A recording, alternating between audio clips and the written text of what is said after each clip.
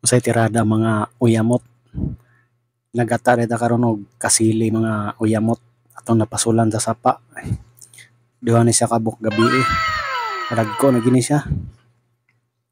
At samba tag kasili ba kay watay panud-an karon. Ang atong tira ni kay ato siyang gataan. Ya mo ni kadako ang taga kong nakuha.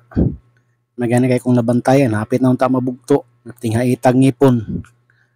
Dinhi deta na masol mga kauyamot. Ang atong gipawon ani kadtong slice nga isda katong gitawag nila nga bulan-bulan kay lang sama kay ito. Dinhi ta na masol mga kauyamot to. Pero kaning pasula wala ni kakuha. Katong swerte na ko nga pasol na sa balay.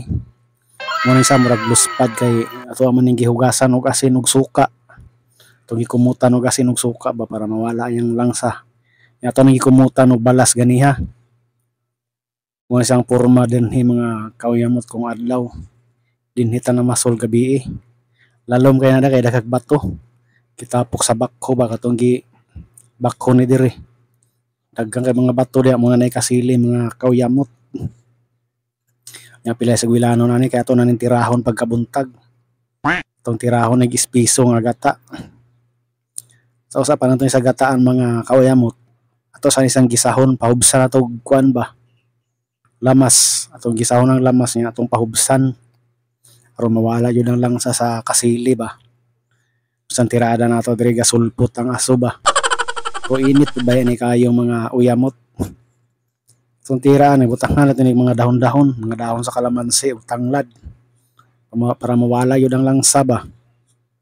Para lami kayo itong kaon. Bisag kita rin mo kaon kinanglan komportable ta sa itong kikaon ba kanang lami pod maganahan tag kaon mga uyamot. Muna siya hapit na nag-isa mahubsan ba. Inhing dapita kay lapot-lapot naman kayo ni atong gibutang ang ispiso nga gata. Aron mulami pag itong ginataang kasili ba. Sa may tawag ani sa inyo ha. Dinhi mga kauyamot.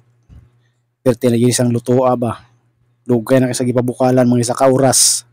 Nga din hinabutang nata sa plato kay itong kaunon atong tilawan ba ang atong hinaguan sabay yung lasa ani wala kay nato nigiparat kay lain ng pudog parat nang sakto-sakto lang yun dako ag tiyan oy iste dako ag hungit day binakog tiyan ang hungit ay piting dako abi nakog tiyan ba